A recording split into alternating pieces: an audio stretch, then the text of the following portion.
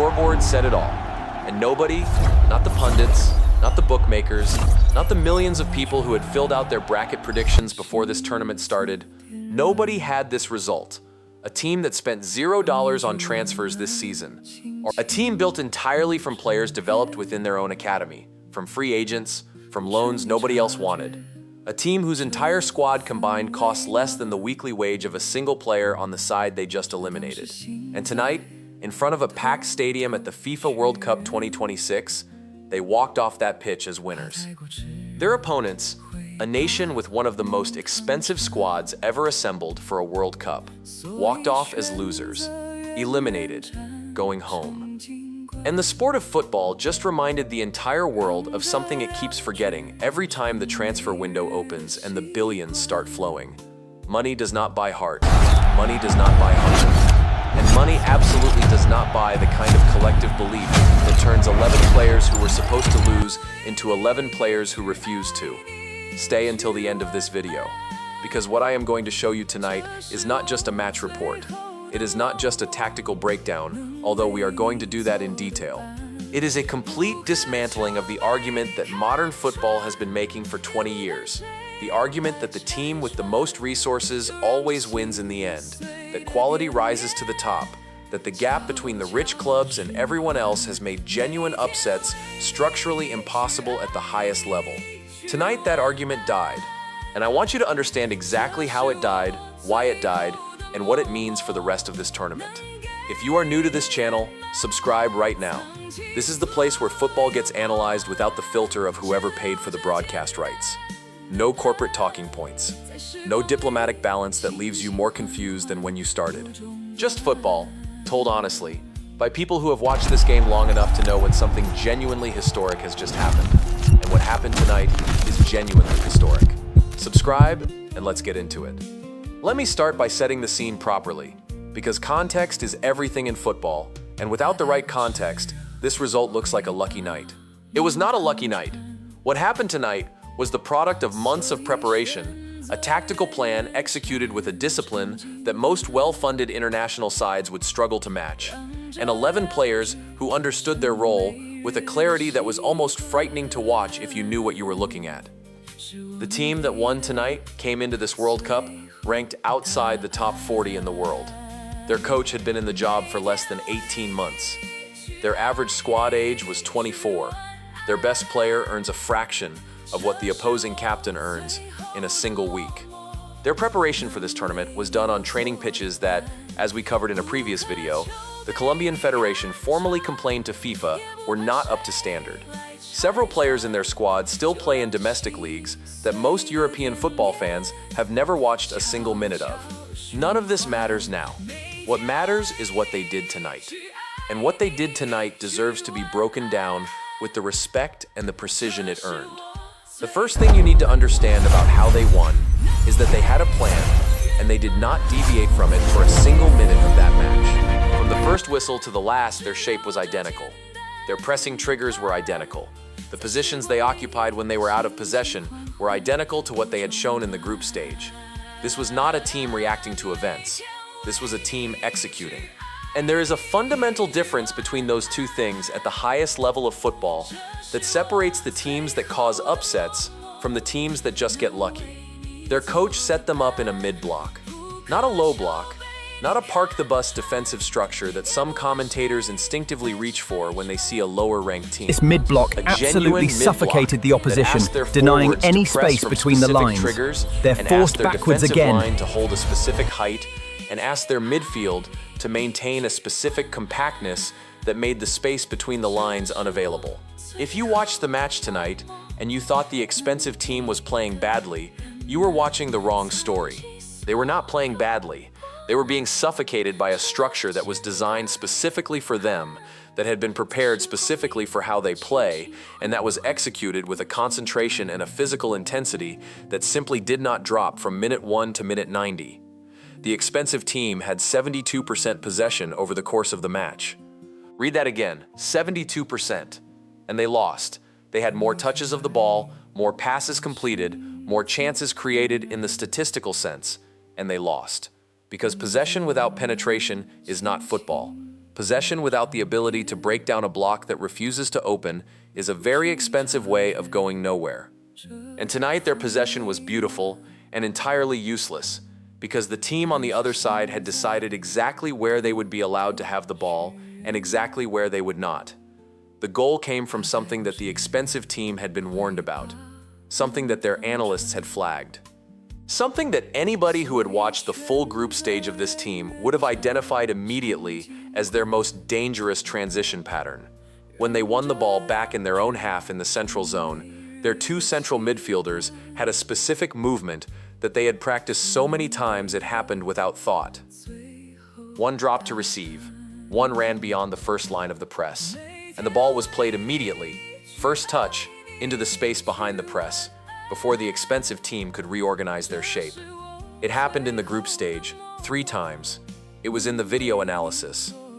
And when it happened tonight, it was because somebody on the expensive team's bench had not been watching closely enough, or because the message had not been communicated clearly enough to the 2 central defenders who were left exposed, or because the expensive team had simply been so confident that the lesser-ranked opponent could not hurt them that they did not give the transition pattern the weight it deserved. Whatever the reason, the ball arrived in behind. The striker did not hesitate. He had one chance to score, and he scored. That was the only goal of the match. The final score was 1-0, and from the moment that goal went in, from the moment that scoreboard changed, you could see something shift in the expensive team. Not panic, not chaos. Something quieter, and in many ways, more dangerous than panic. You could see doubt, the kind of doubt that comes not from a team that is playing badly, but from a team that is playing well, and finding that their quality is not translating into the result the quality should produce. That kind of doubt is insidious. It gets into the mind of the captain, who has been doing everything right and finds it is not enough.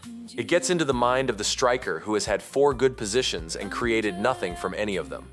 It gets into the bench and the technical area, and the substitutions start happening earlier than planned, and the shape gets adjusted, and suddenly the team that was so structured and so precise is reacting to events rather than executing a plan. The winning team did not react to any of that. They saw the expensive team make their changes, they absorbed the changes, they maintained their shape, and they ran. 47 years of combined football experience on that bench, and the message that came on in every substitution was the same message. Run. Run more.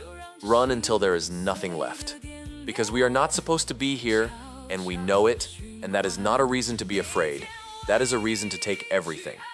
Now I want to talk about the coach, because the coach of the winning team tonight is someone that the big media have not spent enough time on in the coverage of this World Cup. And that is partly because his story does not fit the template of the glamorous coaching appointment. He did not come from a top European club. He did not have a previous profile that made his hiring an event. He was appointed in difficult circumstances to a job that several higher-profile candidates had turned down. He had previously coached at youth level and at domestic league level in a country where the domestic league gets almost no international television coverage. None of that background fits the story that football media wants to tell about great coaches. Great coaches, in the dominant narrative, come from Barcelona, or from Bayern Munich, or from the Premier League. They have won things. They have been seen winning things. Their face is recognized. This coach's face is not widely recognized outside his own country. It will be now, because what he produced tonight was not luck. It was not a fortunate draw or a good day at the office. It was a masterpiece of preparation against a team that had 3 times his budget and 20 times his media profile. And the masterpiece was built on one simple truth, that the expensive team's coaching staff somehow failed to fully absorb. That when a team has nothing to lose, they play differently. Not better necessarily, differently. With a freedom that comes from knowing that the expected result is defeat, and therefore anything else is victory. That freedom is worth more than any transfer budget. It cannot be bought. It can only be earned by a group of players who trust each other completely, and a coach who has convinced them that the gap between what they are supposed to be capable of and what they are actually capable of is larger than anyone outside this dressing room believes. He convinced them. That much is clear now. Let me talk about the captain of the winning team. Because in a match like this, the captain is everything. When the plan is working, and the shape is holding, and the block is compact, and the expensive team is having 72% possession and nothing to show for it, there are moments in every match like this where one player looks around at their teammates and makes a decision. The decision is whether to hold, whether to believe that the plan is going to work, whether to resist the physical exhaustion and the psychological weight of defending for large parts of a World Cup knockout match, and to communicate to the players around them that this is not the moment to break. The captain of the winning team made that decision correctly every single time it needed to be made tonight.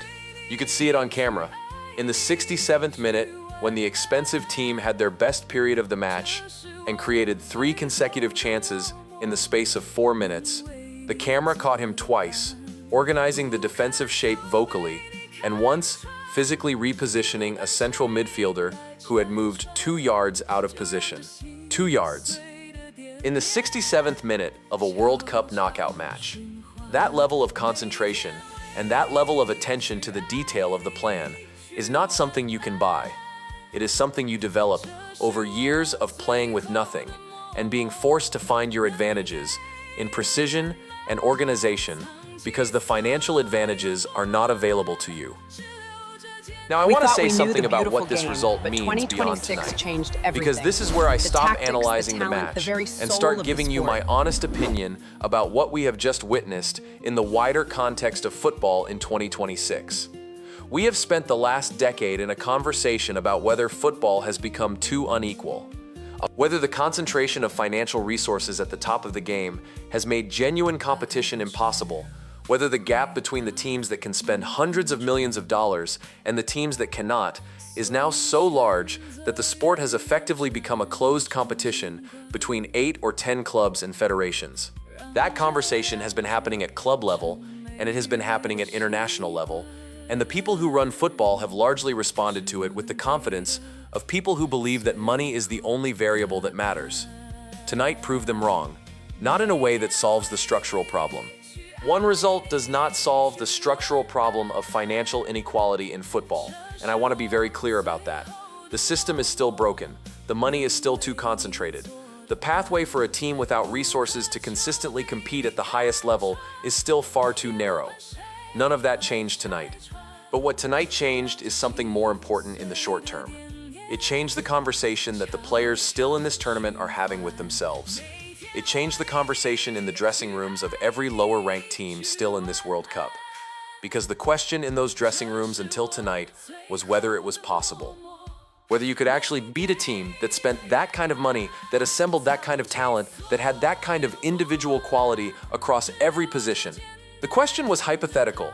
Now it is not hypothetical. Now there is evidence, and evidence changes things in ways that theory never can.